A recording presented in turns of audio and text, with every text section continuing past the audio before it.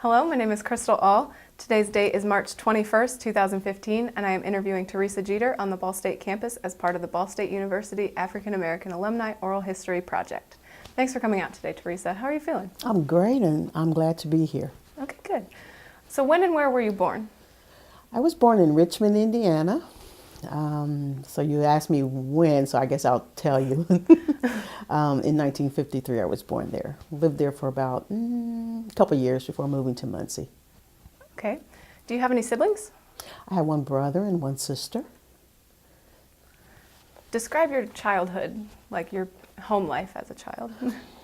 Very interesting. My mom and dad, my sister and brother and I, so 5 of us, and most of my childhood I remember growing up in Muncie, so I lived here most of my life. And we had a very happy childhood, a very musical family. My mom taught us piano lessons, and so my sister and brother and I played piano, and we played by ear as well. I remember my dad locating a piano and rolling it 3 blocks down the street so we could get it. And so we were walking with him down the street, and I think we were about 3, 4, and 5 years old. And so he had to dismantle part of it to get it in the house, and the only place to put it in the house was in their bedroom. And so we were playing piano and a lot of music in the house. So we had a great family atmosphere. And of course, we are a religious family. We sung all over the place in church and at various venues as a family. So we were very fortunate to be able to do that. And did you continue music through your schooling and adult life? I did. I played the flute and the piccolo. Most of us started instruments in school in the 5th grade. So I started playing flute, piccolo through middle school, high school. And once I got to high school, I played in the orchestra because I was part of the majorette corps. So I didn't play as much, but I did continue to play. And I played at church. And for a time, I lived in Los Angeles for about 10 years. And so while I was out there, I didn't play, but I continued to sing. I did a lot of background singing, a lot of commercials while I was out there. So in some form or fashion, I was still involved in music. Mm-hmm. When were you in Los Angeles? I was there from 75 to 84 during that time. So that would be after your college experience? Yes, my initial experience here at Ball State. So my sister and I went out there on spring break. I said, I'm coming back out here. And so that's exactly what I did. And it was great. I enjoyed myself in Los Angeles. Yes. That's fun. So to what extent did your family value education? Well, they've always valued education. Certainly did. My dad, he only went as far as 8th grade. Because in his day, it was very important for them he grew up on the farm, so it was important for the guys, the boys and the kids in the family to work on the farm. So that was the extent of his education. My sister went to college, and so did my brother. So they put an emphasis on education, and my mom also had some business school. So it was always a very important thing that we would continue education throughout after high school. So you always knew you would want to go to college? I did. Okay. Where did you go to grade school? Here in Muncie, let me see, West Longfellow School, which is still there. East Longfellow, which is no longer there. The Bewley Center is where the East Longfellow School used to be. Then Keener High School, and then Muncie Central High School. And what was that like? That was very exciting because I tell you, there was a lot of things going on in the community. So school is very important. I loved school. I excelled in school. Teachers were very, very motivated, or I should say I was motivated to learn. So I've always had a great experience with school. And I remember teachers coming to our house before the school year started to introduce themselves, and they walked through the neighborhood. Of course, unlike today, that doesn't happen. And so they had a personal connection with us, and my mom and dad always got involved in school, the PTA, that kind of thing. And so school, I enjoyed school. It was a very good experience for me. That's good. By the time you started school, public schools were integrated. How much diversity did your school have? My neighborhood, called the Whiteley neighborhood, was mostly African American. However, there were Caucasians as well as Hispanic in my classes. And so there was a mix there, but mostly African American. And how did that affect your experience in school? It's, certainly now when I look back over, it's very enriching. But they were just neighbors and kids in school, so everybody did everything together, and so that's how we grew up. Okay. And today it sort of feels like there's not as much emphasis on Black history. So when you were in school in your younger years, how did Black history come into the classroom? I don't recall Black history, like they have it like a Black History Month or a special Black History program. What I recall are teachers and principals who were African American, which was great because we saw that in action. Elementary school, my principal was African American, Dr. Foster. Mrs. Red, she was an African American teacher in my middle school, and so was, let's see who else. Doris Faulkner Stewart, who was very, very involved in the community. She's the one that did the Muncie annual Christmas Sing. She started that program, and she was my music teacher. And so I certainly had other African American teachers in middle school. So I had, I could see that close up and personal in terms of actual those African American mentors that were principals and teachers, and matter of fact, they lived in my neighborhood. So it wasn't anything different, and but there wasn't a special emphasis on Black history like it is today. Okay. And then going to a school that had mostly African Americans, did you experience any discrimination while you were there? Middle school, who's thinking about that? Right. I don't think so. Middle school, I don't think so. I didn't have that experience, to be honest with you. I was involved in so many things. Band. My sister and I were talking not too long ago about being a part of the band, where you had a mixture of guys and girls and blacks and whites, and no one ever got in trouble that participated in band. I couldn't understand why that happened. Well, music certainly was a joyful kind of thing. But in terms of discrimination, no. When we challenged each other in first seat or second seat or third seat, we challenged each other. We were sitting in the hall so the teacher wouldn't know who was playing what. And so there wouldn't be any, it was a fair process. And so that's my knowledge and experience and remembering of what about any discrimination. I didn't experience that at all. Okay. And what high school did you say you went to? Muncie Central High. Okay. So, and was it the same kind of thing there? Yes. I was the head majorette there. I was the chairperson for the Musical Moods, which was an annual musical that culminated at the end of the school year. And certainly we're a variety of teachers and of all different backgrounds. I can't say I honestly experienced that at all in Muncie. If I can't speak for anyone else, but I certainly can speak for myself and say that I didn't have that experience. Okay. You mentioned the Bewley Center being in today. So are there any sort of latchkey programs or extracurricular activities that you did after the school day? I did. I was part of, bowling. I bowled.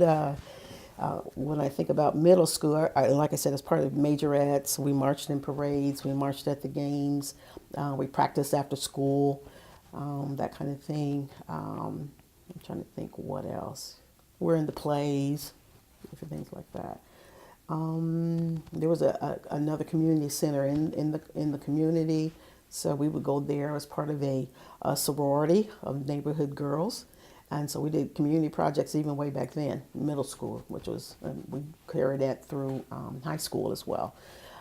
So there was always something going on. And after that, either going to church, practicing, singing, traveling somewhere. So they're always busy, tight, doing a lot of things. And so a lot of kids didn't get into any trouble because we were too busy. We were too tired after school. And by the time that was over, we were out home sleeping, after we ate dinner. So, no, I think that there was a lot of things going on. And parents were home when the kids got there as well. I think the latchkey thing maybe started a lot later. But either my parent or my mom or my dad someone was at home by the time we got there. So, no, I don't recall any latchkey situation. Okay. And then what do you remember about the civil rights movement? Grew up I remember, I believe, being in the 5th grade when Dr. Martin Luther King was murdered.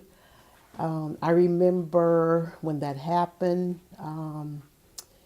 5th grade, I don't know, my teacher was Mrs. Gill. That's amazing, I still remember who she was.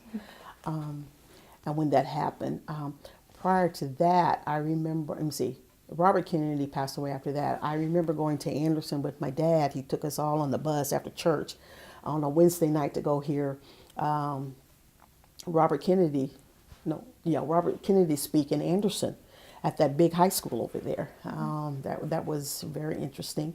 The ministers back then in the African American community were very vocal advocates about civil rights more than they are today. I could point to Reverend J.C. Williams in Muncie, Dr. Broadus. These were African American pastors who really got involved in local politics, civil rights, NAACP, those kinds of things. And then they passed that on to their church members, what was going on in the community, encouraging people to get involved. So that was really during the height of the civil rights period when I was in middle school. Yeah, and you mentioned how ministers had played such a role in the civil rights movement here in Muncie. Reverend Anthony Oliver, he started the People's Economic Progress Group in 1960. Do you know anything about that? I remember him. Like they all were in the vicinity, like I believe in the Whiteley neighborhood. Like 3 or 4 churches, like within 3 or 4 block radius. They were all involved during that time, and they were in close proximity to each other in the Whiteley community. So yes, I recall that. Were you or anyone in your family involved in those? Let me see. I can't recall. I know we would go to some of the meetings, and we would go to a lot of what we heard was during church time. The meetings and the discussions about that. A lot of the sermons were mixed with the civil rights, talk. Any special meetings? No, I don't remember that at all. Those kind of things. So yes, you said religion plays a major role in your life. Like, what sort of influence did that have on you? Well, certainly kept us out of trouble. Oh, wow, we were at church all the time, either prayer service, rehearsing for rehearsal, and then of course being at church on Sunday school, singing during the church time, traveling to other churches on Sunday to just fellowship with them. It played a major role. That upbringing certainly impacted my life to this day.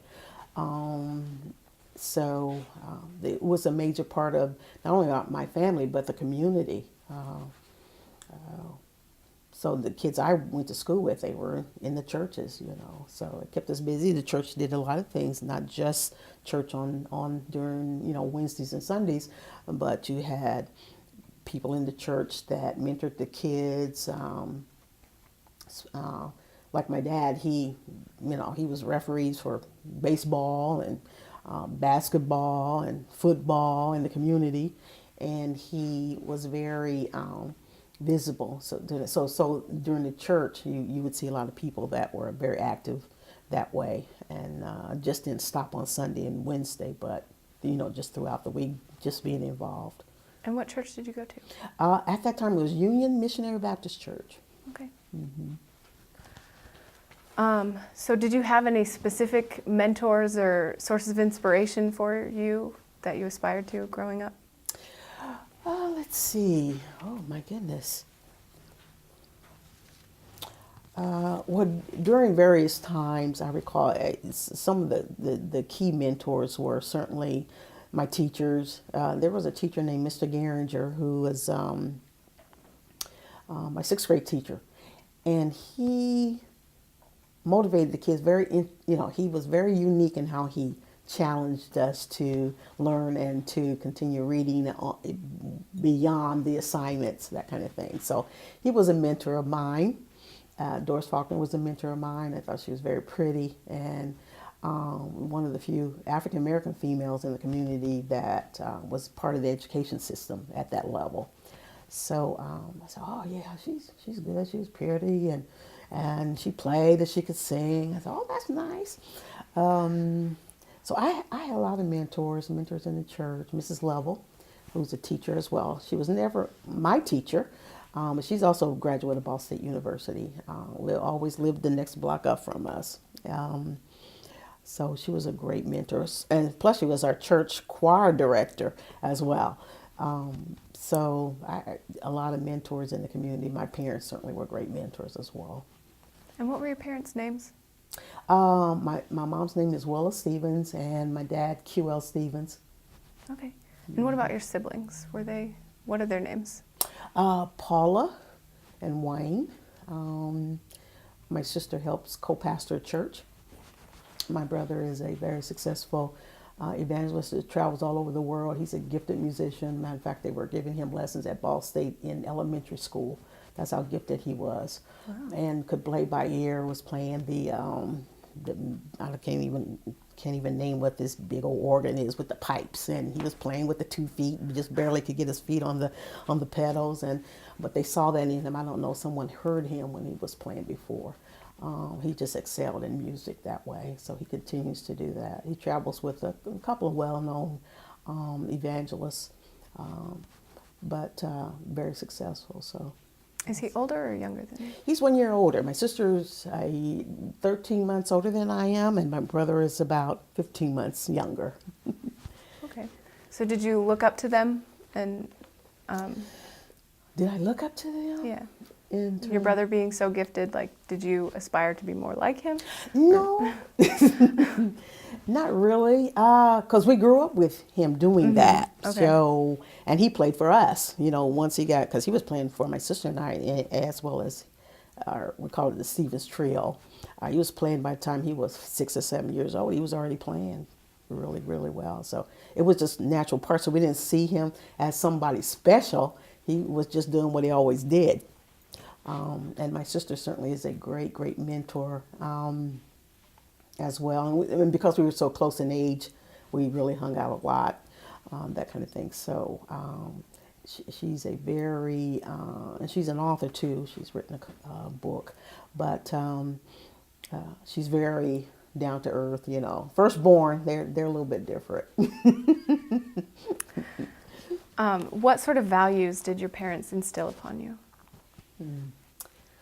That's a good question. Actually, my parents lived the example. And tell us that you need to do like this, don't do this. They just showed us in everyday life, gave us our values that way. They were great parents, always there, stayed true to their word. If they said they were going to do something, they did it. If they couldn't do it, they said why they couldn't. That kind of thing. So they lived an example. They weren't the type of parents that said you need to do this and not do that. But my dad was a no-nonsense person. I remember once my brother and I were cutting up in the back of the bus. And when I talk about the bus, my dad drove the church bus. So we had come from somewhere singing. The bus was full of us kids after singing. My brother and I were cutting up in the back of the bus. And my dad was driving the bus, and all of a sudden he stopped the bus in the middle of the street, right? And he gets up and he comes back. I said, what is he getting ready to do? Well, he comes, pops us upside the head. I'm thinking, oh, this is embarrassing. And then went back and sat down and drove the bus back to the church.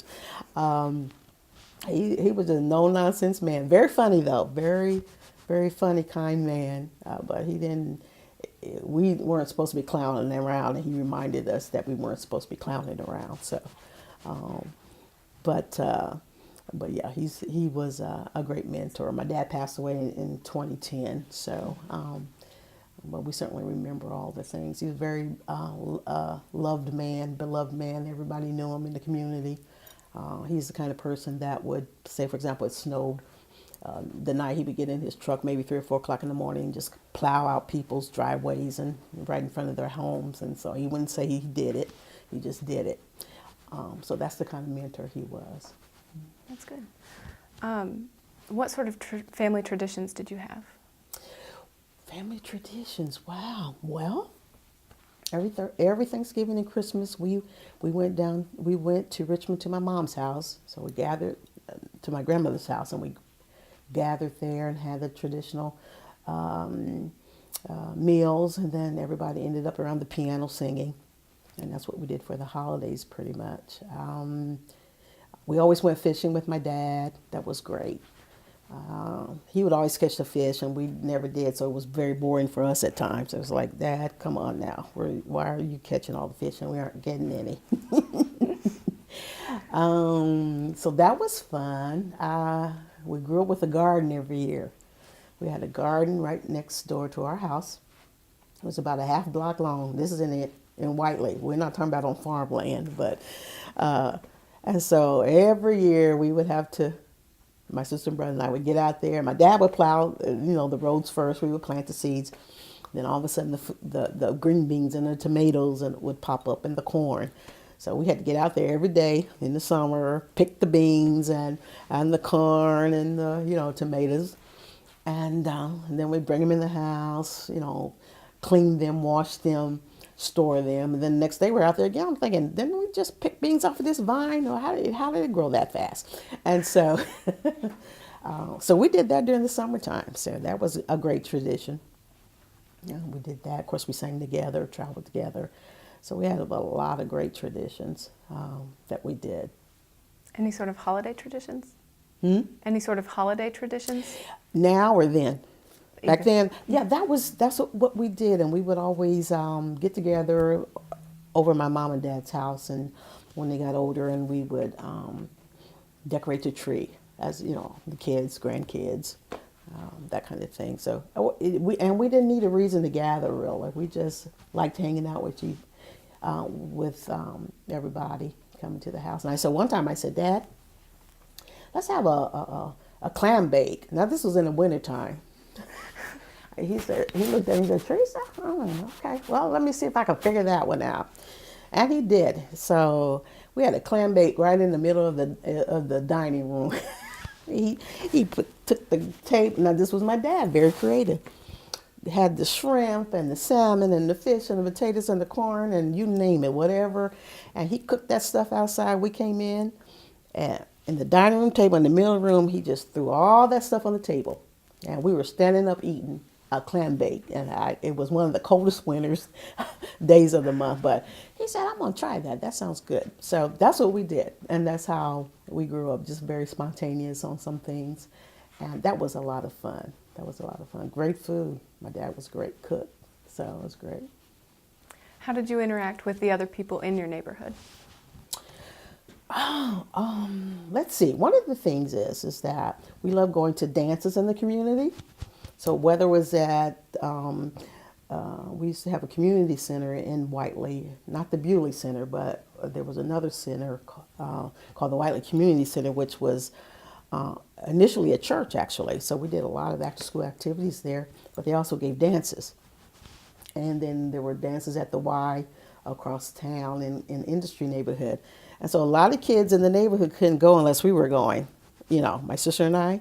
So all of a sudden, a lot of kids in the neighborhood, they piled in our car. And we're thinking, this is not fun. We got to go with everybody else. We just can't go by ourselves to the dance.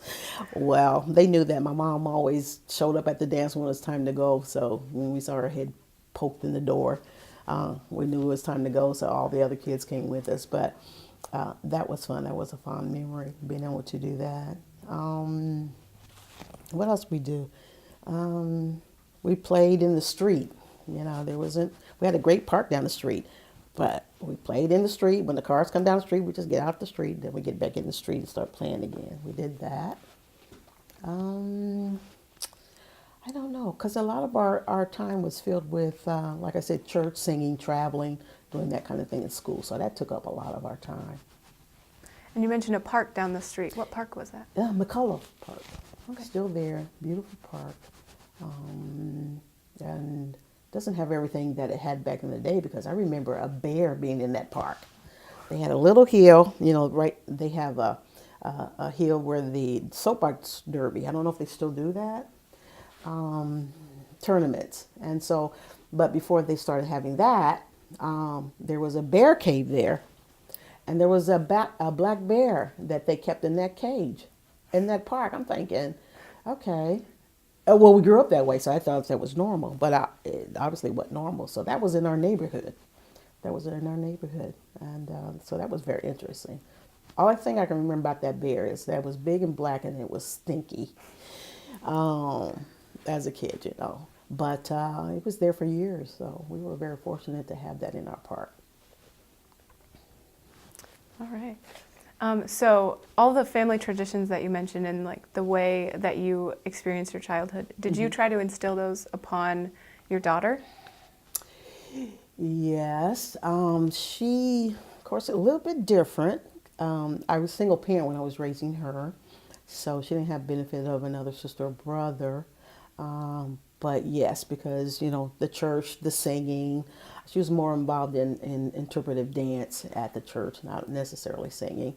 But yes, I tried to lead by example. You know, that's the best way, I think, is to, because kids these days, you know, you can't say one thing and then do something else and expect for them to do what you say. It's not going to work.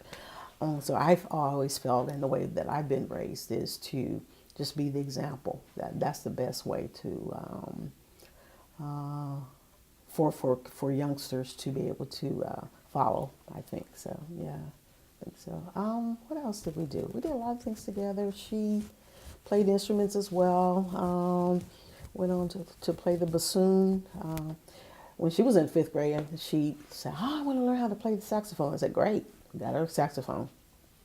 Played the saxophone. She played it so well that when she got to middle school, they said, "Oh, we want you to learn how to play the bassoon." She said, "Well, let me ask my mom." So I said, "Okay, you can play the bassoon if you keep playing the saxophone. Y'all figure it out, because I didn't buy a brand new saxophone for it to go by the wayside." Okay. So they figured it out. So she was able to play both of them through pep band and orchestra, you know, that kind of thing. And she did very well. She placed first in local, state competition for both instruments. So, but she didn't play any longer. And I recall when I played my flute, I still have my flute, actually. My flute is, wow, old. You know, there are pads underneath the keys, and they're old. But everywhere I've gone, I've taken my flute with me, because I recall my dad, he worked for General Motors, and he purchased that flute for me in the 5th grade. Well, the flute probably didn't cost a lot of money, but because, you know, and no one was rich back then. And so I remember one time my dad couldn't make a payment on the flute. And this was in middle school, so they came and got my flute. Well, I didn't like that. The store came and picked up my flute because my dad missed a $5 payment. And so I'm sitting in middle school in the band, just sitting there while everybody else is playing their instrument. That was embarrassing. But he was able to get the flute the next week, make that $5 payment. And so because of that sacrifice that he made, wherever I am, I have my flute with me. So I still have it. Nice. Do you still play it? From time to time I do. There was a young man who graduated from Muncie Central, whose mom goes to the church, and he couldn't graduate with his friends. And so I said, "Come on, y'all, let's get together this little quartet, and or so I played my flute, and my niece played her clarinet, and my other niece played her clarinet. So we had this little, and my daughter played her saxophone. So he graduated and by himself, and we played the instrument, and of course mine was kind of squeaky because I didn't, I've had it for a long time. So yeah, that's the last time I played it. So that was about 10 years ago. Wow. Mm-hmm. But you still have it. I still have it. So tell me more about your daughter. What's her name? Where was she born? Or when? Her name is Talia Jeter. She's born in Indianapolis. She's 26. And she entrepreneur. When she went to school as a kid, she made these little beaded kind of jewelry, and she was selling it to the kids. Well, I didn't know that. She was selling them for $1 in preschool. And so when it was time for parent-teacher conference, she said, "Oh, Talia's a very entrepreneurial spirit." I said, "What are you talking about?" "Oh, she's selling all these beads to beaded keychains to her classmates." I said, "Really?" She said, "Yeah." So she's a very interesting person. She's in retail. That's her passion. So that's what she loves to do. So she lives in Indianapolis. Right. Mm-hmm. So let's move on to your college years. You started Ball State in '71 to major in nursing. What drew you to that field? That's about all I knew. Growing up during that time, and the images that I saw on TV, you're either a teacher or a nurse. So I said, okay, I think I'll be a nurse. Not knowing other things that I could have gone into. And so I said, well, let me try nursing. So I got into that because I like science. I didn't like math, but I like science. And so I was very intrigued by that. I said, okay, I can put that together and work that. So that's what my passion was during that time. Okay. According to Tony Edmonds, author of Ball State University and Interpretive History, even by 1977, only about 5% of Ball State students were African American. What was it like being in the vast minority at a higher education institution? What was it like? Being at Ball State, to me, Ball State mirrored Muncie's population. I believe at that time the African American population was 5%, 6% anyhow. So that wasn't a stretch for me. That wasn't shocking to me. I felt that was the same community at Ball State that reflected the community where I grew up in terms of Muncie as a whole. So, but I knew there were some differences because, for example, there was the Miss Ball State pageant, and then there was a Miss Black Ball State pageant. So, okay, that's different. I know there were, there's the Multicultural Center now, but back in the day when I was here, it was called the Special Programs House. And African Americans hung out there. That's where they hung out. So I knew there were some differences that way in terms of where people hung out. I didn't stay in the dorm. I still stayed at with my parents. I don't know what the climate was in the dormitories at that time. I knew that there were fraternities and sororities on campus that weren't African American. Some of they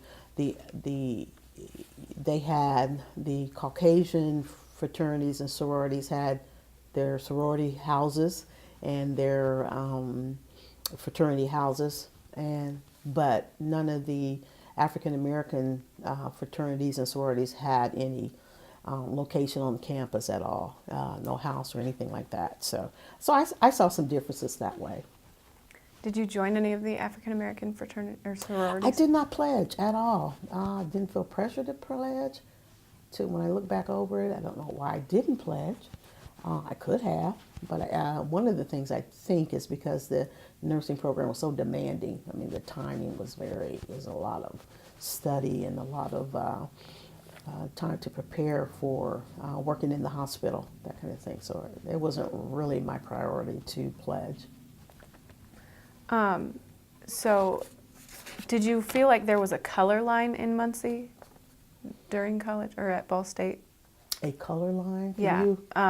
So you noticed how there were white sororities and black sororities, and then like was there a divide in terms of education, like in classes or anything?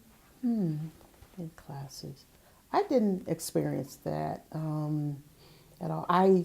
It's interesting that you asked that question because when I won Miss Black Ball State, I won Miss Black Ball State in 1973, and I still have the article that was in the Ball State newspaper. They did a whole page article, and I was reading through some of my answers and looking at some of the questions that they posed, and that was a question that they asked in terms of did I feel that there was any discrimination at Ball State.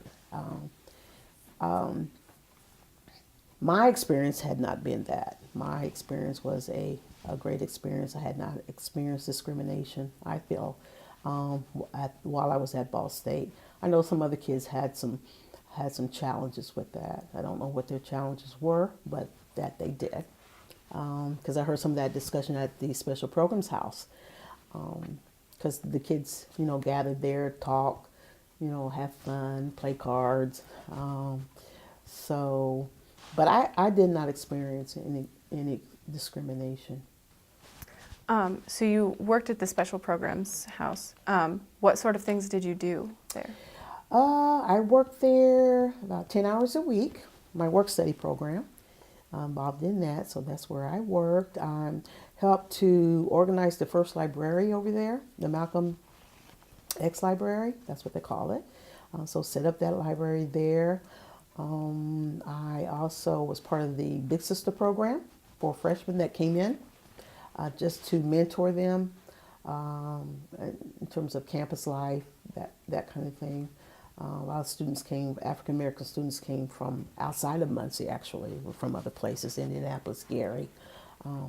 So that was great to be able to do that. I also facilitated some learning programs there. I set up some opportunities for some of the doctors to come to the campus to talk to the students about opportunities in the medical field, that kind of thing. So I did a variety of things. Got to meet some of the celebrities that came on campus that was sponsored by Ball State. I remember meeting Diana Ross. I mean, not Diana Ross, I'm sorry. Dionne Warwick, Shirley Chisholm. I wasn't here when Stevie Wonder came through. That would have been nice. Who else? So that was great to be able to interact with some celebrities during that time. So working at Special Programs House had some perks. And did the Special Programs House cater to African Americans and minorities, or to all students? Yes, that's who gathered there, but it wasn't just for us, but there was a place for us to gather. A lot of people also gathered at the Student Center, called it the Tally at that time. I don't know if it's still called the Tally, but some of us hung out there as well, which was right across the street. So, but mostly African American students. Okay. And you mentioned the Big Sister program. Tell me about that. Well, that program was set up by the Special Programs House. It involved upper class women who mentored the freshmen, sophomores coming into the university, and just kind of took them under their wings and showed them the ropes a little bit about campus life and being at Ball State in Muncie. So did you ever have a big sister, or were you just a big sister? Well, you know what? I didn't have a big sister because I started working there my freshman year, so I was automatically a big sister, which was great. So I was learning and at the same time being a mentor. So that's how that worked out. Did you feel like you had a sense of community within the African American student population? Oh yes, because a lot of dances we went to on campus. We went to dances off campus as students. There were a couple places in the community where Muncie, allowed students to party, and so we did that as well. And because I worked at a Special Programs House, I felt community because I knew a lot of the students on campus, and I think that if I hadn't worked there, I wouldn't have known as many students as I knew. So that was a great experience for me because I knew everybody knew me. So for that reason, there was a greater sense of community. Okay. Did you have any black professors? I had none. Okay. How did that impact your experience here at Ball State? Well, certainly didn't have any benefit of not having a black professor. But I didn't think anything about that at all. Didn't think it was strange. Don't know why I didn't, but I didn't. So, because like I said, I had those mentors growing up, and so, which was great. I had a high school, middle school, elementary school. But when I got to the university, I didn't have that. But Dr. Foster was over the special programs house, and but he didn't teach me. But it was interesting. It came full circle because although he was kind of my boss on campus, he was also my principal, middle school principal or elementary school principal at the time. So that was very interesting. I didn't think anything about it. I just knew that the school mirrored the community in terms of Muncie as a whole and the number of African Americans in the city. So, but no, didn't have a black professor. Okay. Tell me more about how you became Miss Ball State, or Miss Black Ball State. How did that happen? Let's see. Somebody challenged me on that. They said, "Oh, why don't you run for, Miss Black Ball State?" I said, "Oh no, that's not me." That's what I said. That's not me. I was not a person that needed to be in front or do anything like that, because after all, I grew up singing and I was always in front of people, so that wasn't anything special for me. But they challenged me and I said, okay. Then I thought, well, I'm not part of any sorority, so I don't know how that will go. But I said, so I'll do that. So that was very exciting. It was very challenging, competition, that kind of thing. And there's, what did we do? We did a bathing, I think we did a swimsuit. We did evening gown, that kind of thing. I remember the song "All Kinds of People" is the song that I sang, and which was great. So I did win, and that was a platform to be able to share some of my ideas and views. So I was very excited about that. That it showed me that I didn't have to be a part of any special group in order to be a winner. So that was exciting. All right. You mentioned some of the perks of working at the special programs house.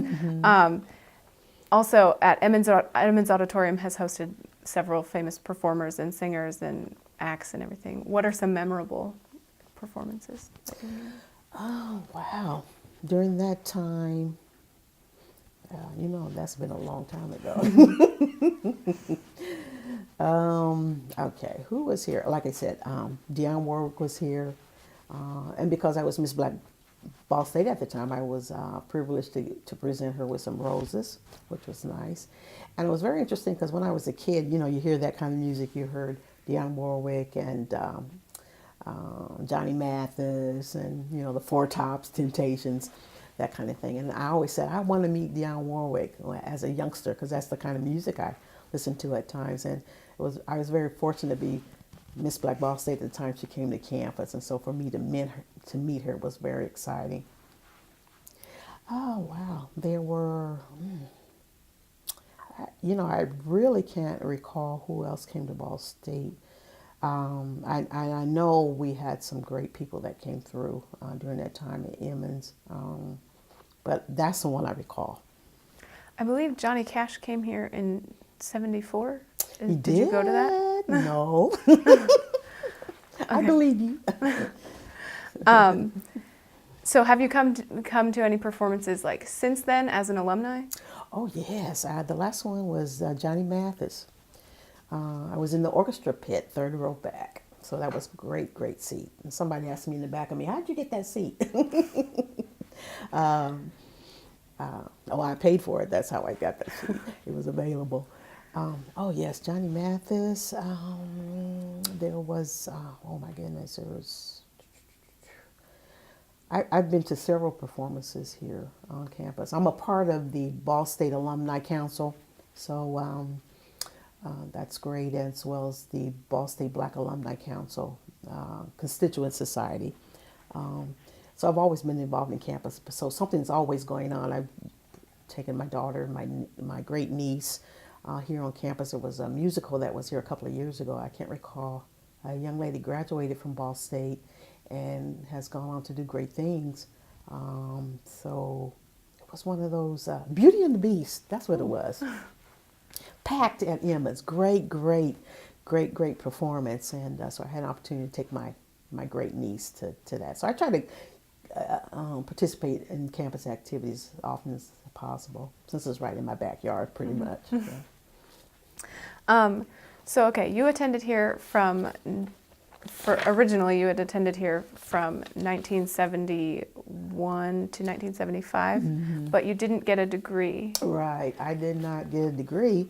I didn't flunk out of school. It was a C. I remember C average. Once I got to my those courses were tough. They were tough, and so after speaking with the nursing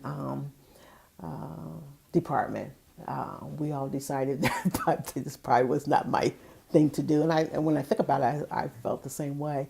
But I don't know why I didn't pursue another major, because I certainly had taken a lot of the undergraduate courses, did okay with those. But it was, so I don't know why I decided not to ask about questions, what can I do with the courses that I had to finish. I just felt very defeated at that point, really. I did. So that's why I took off, went to Los Angeles. I did for about 10 years. But I always knew in the back of my head that I would finish school. I always said that I would do that for myself. So, but that program certainly came in handy. I still ended up working at a hospital facility in Los Angeles, California Hospital Medical Center, downtown, which is about 3 or 4 blocks from the Staples Center,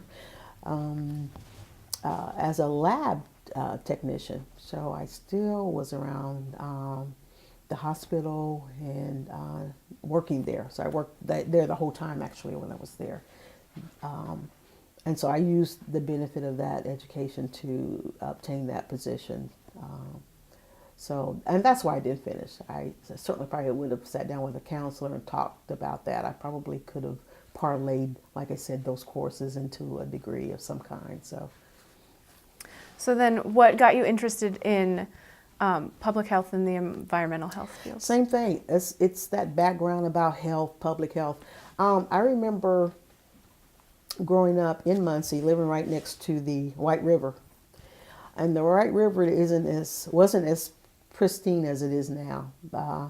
Before, you could smell the river, and if you drove around a certain part of it, you could see brown water, because there was a steel mill south after you wind around the river on the corner of Ball Road, River Road, and Jackson Street. There was a steel mill, and a lot of that waste landed in the water. So the water was always smelly, and it was brown, really thick with trees and that kind of thing. And as I was growing up, I think, no one went close to the water because it was nasty, it was smelly. So I said, I think when I grow up, I'm going to do something about that. So that was always in the back of my head. Why does that water smell? Why is it allowed to do that? So that kind of motivated me to get into the science field anyhow. And so once I decided to go back to school, that was my emphasis on public health. In the meantime, however, they had cleared up the waterways, better legislation in terms of dumping into rivers, and cleared away a lot of the trees. I think too many trees they cleared away. They could have left a few more. But you could see the water, and the water didn't smell anymore. I thought that was very powerful. So I pursued that in terms of public health. So that's why I finished that. And in about 2 years, I was able to complete that and get that degree in public health. Awesome. And so what made you want to stay in Muncie using that education? Well, when I came back from Los Angeles, I got married and I moved to Indianapolis, where I finished school. And I really never used that degree because I went into something else, because I went immediately to get my master's at that point. So, but I'm still involved in environmental stuff. So because I went right in to get my master's after I finished the public health degree, I went right into urban and regional planning, which to me tied in with that really well, that degree. Yeah. What drew you to IUPUI? It was, I was living there and I liked what they had the public health degree, and so that made sense to pursue it there. And by the time you began there in 1990, you already had your daughter. What was it like pursuing an undergraduate degree with a child? Wow. I definitely had to be determined because my thing was, in order to have a better life for her, I needed to finish school.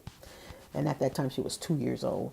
So, and in the meantime, I had moved back to Muncie because my marriage had ended. So I'm thinking, okay, I'm going to school in Indianapolis and I'm living in Muncie with a 2-year-old.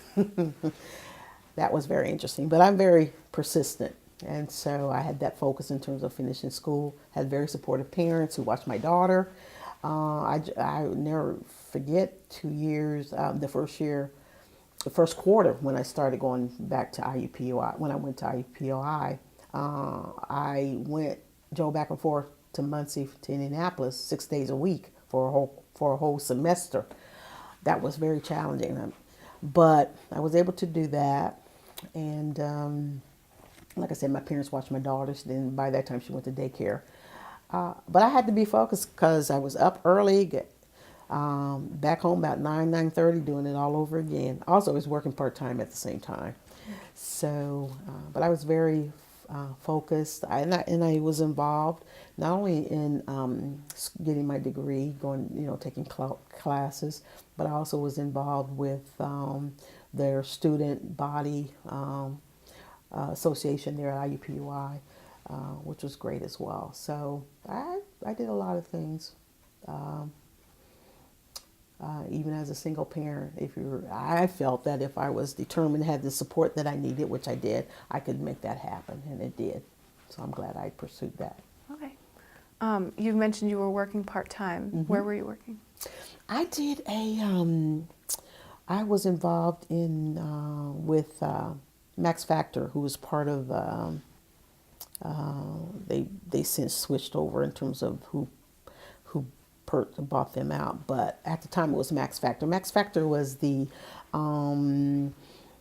store retailer that did makeup for folks in Hollywood. That's how it got started, Max Factor. And so what I did was set up products in the various stores in Indianapolis. So I could work around my hours, which was great. So part-time worked really well. So I wasn't relegated to one particular store. It was several stores in the area. And was that located in Indianapolis or in Muncie? Max Factor, that was in Ohio, actually. Okay. I didn't have to go there, though. Oh, but, okay. I worked in Indiana, so that's where they had a position open for me. So that was really fortunate that I was able to do that. So how did you handle all that stress of all the busyness of that? My life really, even up to that point, was like that. I mean, like I have been sharing, as a kid, I mean, we're always busy. We're doing this, doing that, going here. So I wasn't just doing one thing at a time. I was doing several things at a time. And so, and I think that's one of the reasons why I was able to pursue my degree, finish that up, be a single mom, parent, drive, round trip that long, 6 days a week for a period of time, and get involved with extracurricular activities at school, only because my life has always been that way. So it was natural for me. And I don't know how it would have ended up if my life wasn't that way, earlier. And that's, and my quiet time is, when I call it quiet time, was driving to school and driving back. I had an hour going and an hour coming back home. So that gave me some opportunity just to have a little, a few minutes to myself. Did you have classes every day? Every day. Wow. Every day. So how was the dynamic of IUPUI different from or similar to Ball State? To me, at that time, IUPUI was more of a commuter school, I'd say. There was no dormitories or any of that. So people went to class there, and then when class was over, people left. It's not like Ball State where you still have, students through all day, and then they retire at the end of the day on campus, except for those who live off campus. But that was really the difference. And I was obviously a little bit older when I went back to school. So, but then there were older people there as well, non-traditional students going there, and I did really well. I excelled very well there at the school. I won a science research opportunity project and did some presentations there. So I won a scholarship, went to University of Michigan during the summer based upon this particular scholarship that I won. And so I had some good experiences there as well. That's great. Did you have black professors there by this point? I had none. Okay. How did that impact the school climate? Didn't think about it. Just did the same thing, used to that. So, but there were black professors there, but I did not have any teaching, them teaching me. Okay. So throughout your career, you've been involved in a variety of urban development projects. Is there anyone in particular that stands out as emotionally significant, or planning projects? Yeah. Oh, well, first of all, one of the major ones is that I developed a affordable housing program in Anderson, where I designed a program for first-time home buyers.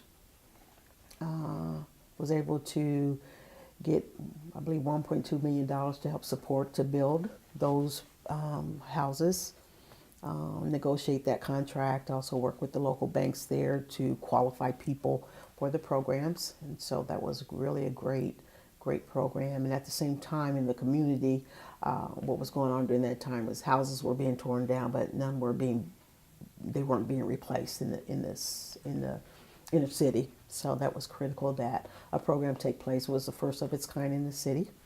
In addition to that, I developed a revolving home loan program where those who already live in the community can get their houses kind of fixed up a little bit as well. So a companion program, which worked really well. I partnered with Delco America, which was really, really great because I called them my sugar daddy because the nonprofit I work with, most nonprofits situated in the neighborhood is something that are obviously wealthy or rich, so they're typically struggling, and so fortunately, Delco America believed in community and invested in the community. So they certainly were very instrumental in helping with that program. That one of their communications vice president sat on my board, which was great. And so anytime I needed something, I said, "Listen, we need this, we need that." So they provided that. I remember when we had our first groundbreaking on our first houses. The marketing person, the PR person at Delco Remy said, "What do you need? What do you need?" I said, "Oh, just some chairs out there, maybe a table and some refreshments." "Oh, we can do better than that." Well, they come up with these gold-plated shovels and fireworks and a big old tent that goes up and down in the middle of the neighborhood. I said, "This is crazy." They said, "Oh, you don't think to." Well, come to find out that they spent $25,000 on that. I'm thinking, wow, that's amazing. So that was exciting, and very scary for me because my board really consisted of all pastors except for the the Delco Reeve representative, and they didn't know anything about what I was trying to do. Well, the board chair at that time was 80 something years old, but he knew my dad. He knew my dad from church, right? He knew my dad had a great reputation, man of integrity. So anytime I took a great big grant over there for him to sign, he was signing. He didn't know what he was signing, but he looked at me and asked me, "How's your dad?" He was letting me know, "I know your dad. I know his reputation. I hope you're the same way." When he asked me that question. So, but it was a very successful program. We were nationally recognized as a Nell Street program, and did a conference in San Diego where we talked about this program. I gathered all the partners that were a part of this, and it was a very successful program. Very proud of that program. So that's one of the highlights, and certainly another highlight is teaching in the College of Architecture and Planning. Not too long after I graduated, they asked me to come back and teach. So I taught comprehensive planning and urban undergraduate program, as well as be a guest lecturer often over there in the department. So I'm happy to come back and do that. Other projects, wow. That was the main one, I think. Also, the assistant director for the City of Muncie Community Development, where we received federal dollars for housing and community betterment, that kind of thing. And so we did that. I was with the City of Muncie for about a year, helping with that. And one of the highlights of that was I wrote a grant for about four different organizations in the city that was involved in homeless, for housing and programs like that. So I worked with them, and we got one of the largest grants. We got $2 million into the City of Muncie for homeless programs, and so it was so big we beat out Indianapolis. They couldn't believe it. So that was extremely exciting because most groups are very territorial, and they don't like to tell each other what they're doing, what they're not doing. But I had to encourage them, we need to talk so we can see, come together so we can get some money to help you guys. And so because of that large award, the representatives from the federal government came down to make that presentation. But by that time I was on my way to Anderson. So, but I heard about it. It was very exciting, that kind of thing. So it's exciting to be able to give back to your community that way. And why do you feel that community involvement is so important?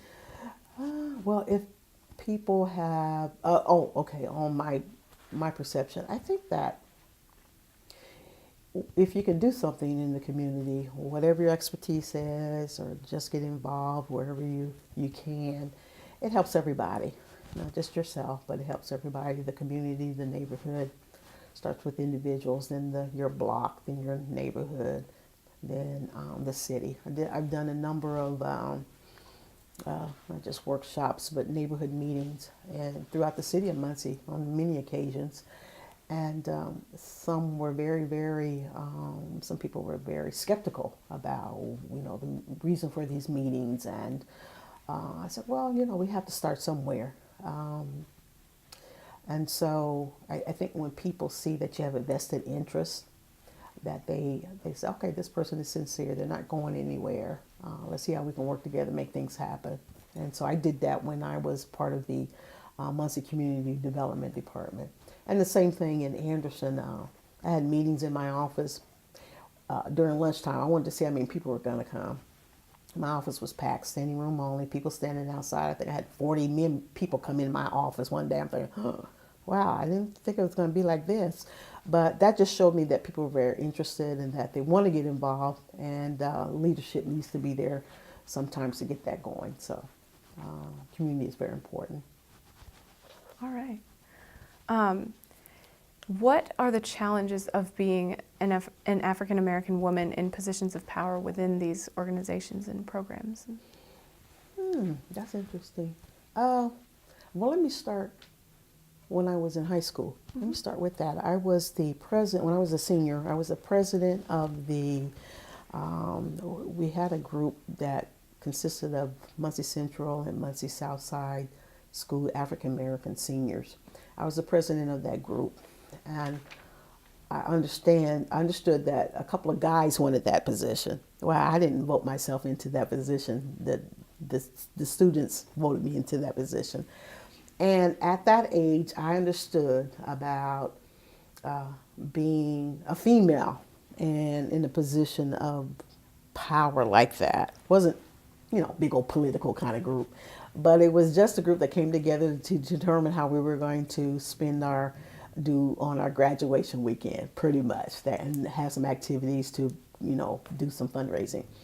But I understood that there were some guys that wanted that position, didn't like it, so I confronted them about it. Okay, listen, let's all get together. Let's talk about this. And so we worked together as a team. And I think that sometimes, not having a chip on your shoulder is very helpful. People, for a number of reasons, want to excel, and sometimes when they don't excel like they want to, whether it's getting a position within an organization, sometimes is disheartening. And so sometimes people just want to be recognized, and so that's the place where I come from in terms of recognizing, not necessarily because I'm female, not necessarily because I'm Black, and not necessarily because the other people are males, but how can we make this work? Because we're all here for a common purpose, common cause. And so so I learned at a young age about what does that mean. I've been very fortunate because I also was awarded a position with the Community Builders, a federal program, which I understand the United States Department of Housing and Urban Development, under President Clinton's tenure, under Secretary Cuomo's, they developed this new program, how to kind of rejuvenate the federal government, get younger people in there with fresh ideas. So I applied for that. I understand there were 400 of us across the country out of 40,000 applications that applied. So I was one of two out of the state of Indiana that got that position. Very critical. I've been very fortunate to be able to participate in some kind of leading edge opportunities. So I know what it is to compete and to be in positions that impact decisions. And this still deals with community, actually. United States Department of Housing and Urban Development is about urban issues, housing, homelessness, making homes possible. The goal is to not have anybody homeless in the community, and that's important because there are a lot of homeless people. So your question about my being able to, right now as African American, in those in important positions of importance, I pretty much competed all my life. And so when I find myself at this age, it's not different. Whatever the issues were back then, I'm sure they're still the same, maybe a little bit more of it since I'm older. I recognize it a little bit more in terms of challenges. But, I face all my challenges square in the face, and so go forth with that because I find it very important that I get involved, and so I've always done that. So that's been my motivation for doing what I do. All right. So you said that you've noticed the challenges more recently, and have you noticed any changes in those challenges? I think that, people want to be promoted, want to be recognized for their contributions. That's back in the day, same thing as it is now. And I always encourage people to prepare yourself the best way that you can in order to step into those opportunities when they surface and when they're available. And so I've always tried to do that. So I think the challenges are still the same, but being prepared to at least compete and is important. Prepare yourself. All right. So then after you had gotten your degree from IUPUI, you went straight in to get your master's degree from Ball State. Why did you choose Ball State to get your master's from? I liked the program, Urban Regional Planning, and it was the only one that I saw. I wanted to be back here in Muncie. I said, let me check with Ball State, see what they're offering. Because I didn't think about getting my master's, really. I thought about it one day. A professor at IUPUI, before he started teaching his course, he challenged us. I think we were all seniors in there. He said, listen, how many of you guys have thought about going to graduate school? Nobody raised their hand. He said, are you kidding me? Like most students, once they get out of graduate with their undergraduate degrees, then, they're not thinking about going to school. Most aren't. I wouldn't say all. So it was like, that's the last thing in the back of our heads. And so I'm thinking, he said, well, y'all think about that. I said, that's interesting. So that put a seed in my mind about that, because I hadn't thought about anything past the undergraduate degree. And then another course that same year, that same quarter, I had to write a paper, and I wrote the paper. It was really good, according to my professor. He said, you got to think about graduate school. I'm thinking, oh, that's interesting. I said, okay, so I thought about it. So I looked at Ball State's, their book and see what programs. I said, urban regional planning, that's interesting. Let me apply for that. So I did talk to Dr. Francis, who I think he's retired now, and he was a department chair. So I called and I said, did you get my application? And he said, oh, let me check. So I heard papers rattling and all of that. I'm thinking, oh, I don't know if this is a good sign. He said, I'm sorry, the secretary's out. She's on vacation. And I said, I'll call back. And I was glad that I did choose to go to graduate school. It's been extremely rewarding. And really, that degree has really been it provided opportunities I don't think I would have had otherwise. So I'm glad I did. What sort of opportunities has it? Well, the urban and regional planning degree certainly deals with urban issues, housing, the environment as well, that kind of thing. And it was a whole different departure from what I've studied in the past. So I was extremely excited about learning something new and different. But I've been able to teach with that, with the master's degree. I've been able to build housing with that degree. I was able to work with a local city department, agency to continue addressing urban issues, that kind of thing. So it is really, I was very glad to be able to use what I've learned to be able to do and to teach. What do you enjoy about teaching? What have I enjoyed about teaching? Well, when you're teaching at probably in college, you're probably teaching students that feel like they know everything already. And I know I'm talking to you guys, but sometimes they do, or sometimes it's difficult to get their attention because they're preoccupied with something else, maybe. So I figured that in urban planning, those courses they're not 45 minutes. The courses that I taught were close to 4 hours, 3 times a week.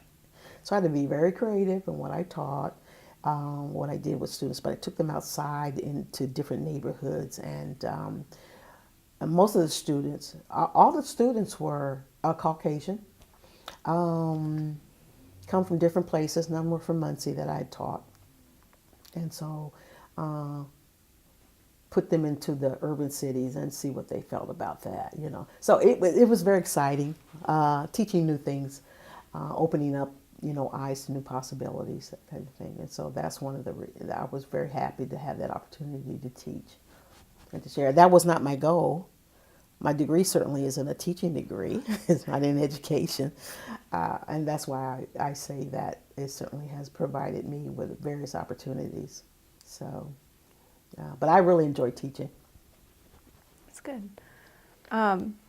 So in what ways was Ball State different during the 90s from what it was like in the 70s?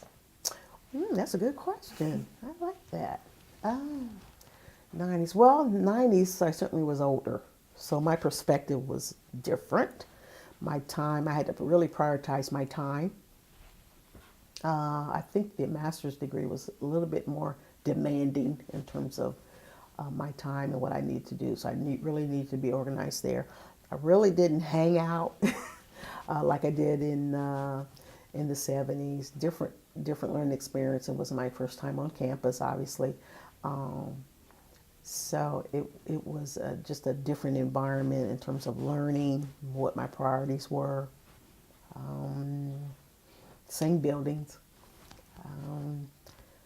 So just a different perspective from the two different time periods. So yeah. Were there differences in the student population or the faculty population? No, I don't know. I don't know because most of my time was spent in the architecture building. As an undergraduate, you go to a variety of buildings: English, math, science. So variety of buildings, see a lot, different people. But I was really tied to the architecture building and the library. So I don't know. I really couldn't say. There was one black professor there in the architecture building, Dr. Linda Keys, who was there during that time. I was there as a student, and so, but she was not my teacher.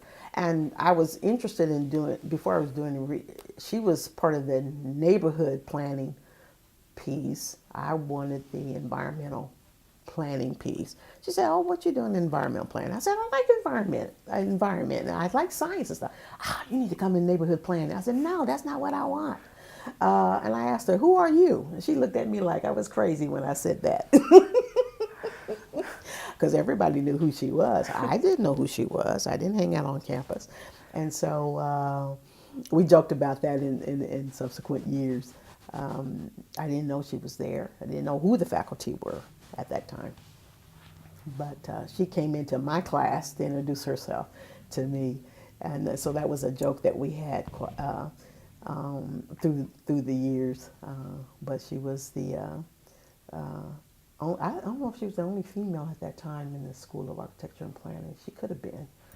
But other than that, no, 2 different times and certainly 2 different campus climates. Cool. Has your formal education provided you with opportunities to better your social standing? I think so as it relates to Ball State. Like I said, I'm part of the Black Alumni Council, not the Black Alumni Council, but the Ball State Alumni Council, and certainly part of the Black Alumni Constituent Society, which I currently serve on both of those, as well as I was the president, also served on the board of the College of Architecture and Planning as well. And I was there when we developed our 40th year anniversary. I believe this year is the 50th year anniversary of CAP. And also when you go over there, you'll see my picture on the wall, unless they've taken it down, and I don't know. I think it's still up there, which is exciting. So then I received an award for distinguished alumni there at the outstanding alumni in the College of Architecture and Planning as well, which is exciting. But certainly being involved in campus activities to this day, and being still close to campus in Muncie, I have an opportunity to take advantage of some of the activities that are on campus. So I try to come out. What happened recently, I met Dr. Ferguson, president, and we were all in the suite at one of the football games, which is nice. So that was great. But in terms of, you said social standing. My social standing. That's Ball State. I never really thought about social standing kind of things. Sometimes I've been in the right place at the right time, met some great people, even in Los Angeles. Like I said, I did some background singing. I sang with people like Billy Preston. You're probably too young to know who he was. His sister did some singing with like some commercial singing, some background singing, a lot of that kind of stuff. I had girlfriends that sing with Diana Ross background. I had an opportunity to sing background for her, but I wasn't interested in singing because I'd done that all my life. So that wasn't anything that I was trying to pursue at that time. I knew I wanted to go back to school. That was my focus, that kind of thing. So, but social standing, no, I'm just Theresa, just a regular person, and been very fortunate to have some great opportunities. And that's how I see myself. All right. And so you're still involved in a lot of stuff on campus. Are you going to be involved in any of like the 50th anniversary for the College of Architecture and Planning? I will. I've written something and I passed that on to them, and so they will probably incorporate that some kind of a way. I know it's next month. I believe it's in April, and I've come back and I've participated that way. I was a lecturer one time during their their reunion that they have. So I come back a lot. So yes. What sort of lasting impact from the civil rights movement have you noticed have influenced Ball State or other higher learning Institutions. Yeah. Well, you would always I think that certainly in today's climate, certainly with the civil rights, it's some things have really resurfaced in terms of racial tension, that kind of thing, and of course it's in the media more than ever about things like that going on. I think it's more noticeable today because of the media that we have, technology. Everything is instant news, that kind of thing. I think anything that we heard that was instant back in my day came across the radio. So you know how fast that probably was. I think that it always will always impact because everyone has their views, their experiences, and their perspectives, which what they've experienced will always be a part of their perception, and they take that wherever they go, anybody, whether it's been on the positive end or negative end of situations. So I think that I know that there are more African American professors on campus now, and very visible. And as I've said, that wasn't the case when I was here at Ball State as a student. So I think, we can all learn from these experiences and see how we can all not only just work together, but to be a better society as a result of some of these unrest things that are going on. It's unfortunate that some things have to occur that are occurring, but what can we learn from these and move past that? I believe we live in a great nation, a great city, and we have a great campus here, Ball State, and I think that whatever we can do to create a positive environment for everyone is what we need to do. And sometimes civil unrest starts out one way, but it can be a very positive thing in terms of how we embrace change and how we can move past the negative part and how can we work together. That's always been a positive thing. And I think that's why Dr. Martin Luther King was so positive and so impactful even to today, is because of his views. It's better to get things done in peace than in violence, that kind of thing. So it has its place.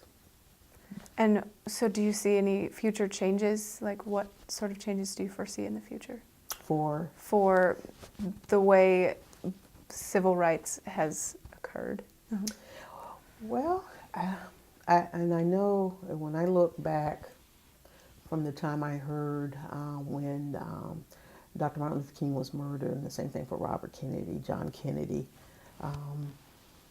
There have been a lot of positive things that have occurred. People are more sensitive in a good sense about issues that people have. And I'm talking about the African American community, and I'm only speaking from that perspective because that's what I am. Um, I think that, like I said, when these issues occur, or if we can recall and remember what has gone on in the past and not go backwards in terms of trying to provide a better society, then that's what we need to do. We can't hold on to the negative experiences only to hold on to them and say we will always have these negative experiences. But how can we learn and move past it and grow and be a better community for everybody is what I would like to take from and encourage people to take from these conflicts that occur. So, Have you noticed any progression in the Muncie community? yes, I think so. Let's see. When I'm trying to think when we have, I believe that there is. Yes, I believe that. I remember when they had, and I'll start here. One of the first recognition of Martin Luther King Day, and of course it wasn't a holiday at that time, in terms of a national holiday, but of course it is now. But I remember meeting upstairs in Merchant's bank president's office. That was our little Martin Luther King Day celebration. We met standing up around the board in the boardroom around the table there, and that's where it started with that nucleus group. I think it was less than 20 people in that room. So it has grown and grown and grown. I don't know if you've participated in any on campus where they now hold it here at Ball State University. I've been part of that planning committee for several years, and it has grown tremendously. So, and that I believe that's a reflection of how other things are occurring, is that there's more diversity in terms of celebrating it, but it's not just celebrating the day, it's celebrating what it all means. And I believe that's a true reflection of what's happening in the community and the nation, is that it's getting better. More people are recognizing that it wasn't just a man that did this, but who's saying I have a dream, but it's people working together saying we all have a dream. We want all of our families to prosper, be better, get along with each other. And so for that reason, I think the expectation is better about what we expect from our community. And when did you say that you noticed the Martin Luther King celebration start? Like, when was that? That had to be, wow, in the early 90s, I believe. Mm-hmm. Okay. Early 90s. And then congratulations on all the awards and recognitions that you have received throughout your career. What accomplishment would you say you are most proud of? That's on that paper? Of just anything, really. Right. Wow. I think there are a lot. I think one accomplishment is I have a daughter who is very independent and has always been that way. And she's had to be that way because when I was leaving the house, driving to work, she had to get herself up, go to school, even in the dark. In middle school, she was doing that. So she has learned to be an independent person as a result of that. So that's my greatest accomplishment, I think, is that. The other ones are important, but only important because they are a result of what I believe in terms of what my life is about and what I think are important things that I do in the community. So I think I'm trying to remember all what's on there. I don't remember everything. I just printed that up and sent that in. I don't look at the resume often because I've not had to use it lately. There are a lot of things on there. I tried to make up for lost time, I think, is what I did. So I don't know. There's a lot of things on there, and I'm proud of them all. But I just thank God that I've been able to do some things. Mm-hmm. And then what sort of advice would you give to Black students pursuing higher education? I think that higher education is very important.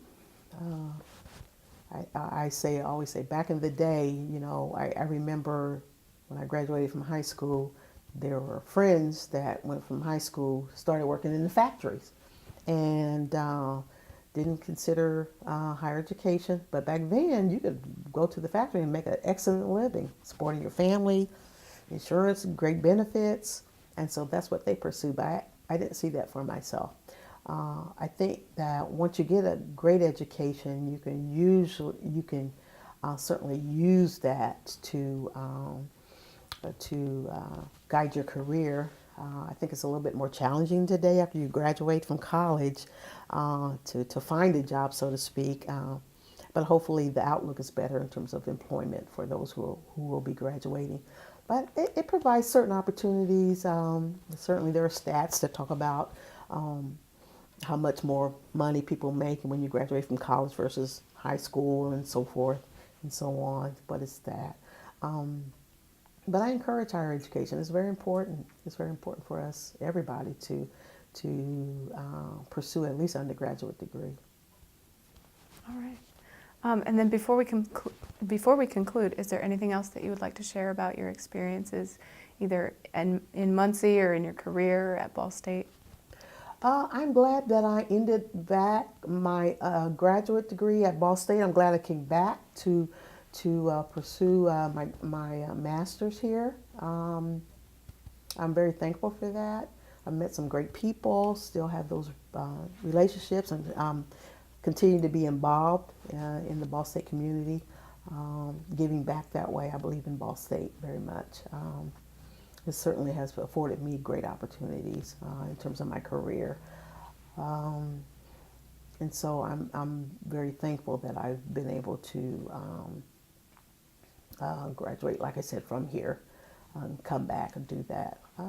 I always say, you know, pursue your dreams, go after your dreams. No one can stop you but you, you know. You hear those cliches, the sky's the limit, all that. I don't want to say all of that, but I just think that if you're passionate enough about what you believe in, you certainly can accomplish it. And I'm a living witness to that. Even given being a single mom, going back to school, traveling long distance to do that, if you're determined, you certainly can achieve. So that's what I would like to say. All right, then on behalf of the Ball State University African American Alumni Oral History Project, I'd like to thank you so much for your participation. You're welcome. Glad to be here. Thanks.